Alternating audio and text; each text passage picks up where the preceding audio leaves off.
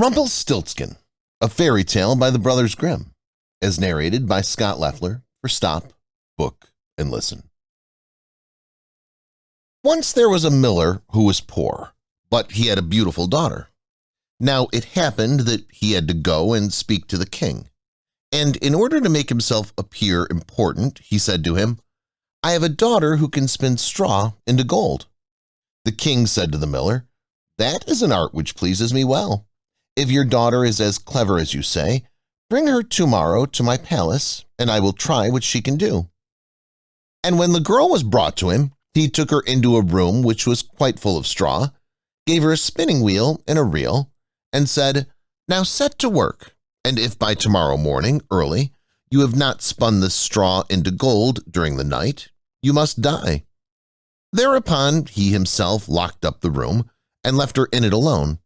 So there sat the poor miller's daughter, and for her life could not tell what to do. She had no idea how straw could be spun into gold, and she grew more and more miserable until at last she began to weep. But all at once the door opened, and in it came a little man and said, "Good evening, Mistress Miller. Why are you crying so?"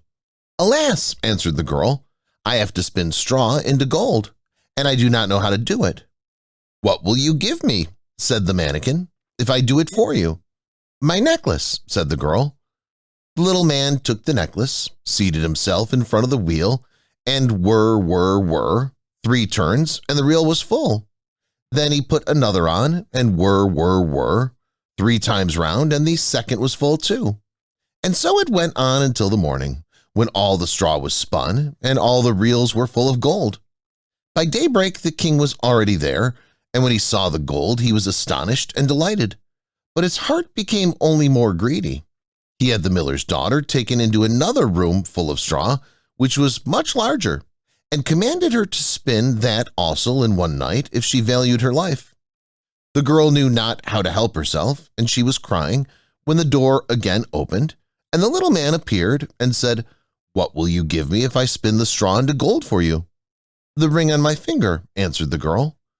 The little man took the ring, again began to turn the wheel, and by morning had spun all the straw into glittering gold. The king rejoiced beyond measure at the sight, but still he had not gold enough, and he had the miller's daughter taken into a still larger room full of straw, and said, "You must spin this too in the course of this night, but if you succeed, you shall be my wife." "Even if she be a miller's daughter," thought he, "I could not find a richer wife in the whole world." When the girl was alone, the mannequin came again for the 3rd time and said, "What will you give me if I spin the straw for you this time also?" "I have nothing left that I could give," answered the girl. "Then promise me, if you should become queen, your first child." "Who knows whether that will ever happen," thought the miller's daughter, and not knowing how else to help herself in this strait, she promised the mannequin what he wanted, and for that he once more span the straw into gold. And when the king came in the morning and found all as he had wished, he took her in marriage, and the pretty miller's daughter became a queen. A year after, she had a beautiful child, and she never gave a thought to the mannequin. But suddenly he came into her room and said, "Now give me what you promised."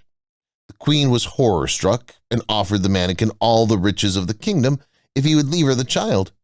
But the mannequin said, "No, something that is living is dearer to me than all the treasures in the world." Then the queen began to weep and cry, so that the mannequin pitied her. "I will give you 3 days' time," said he.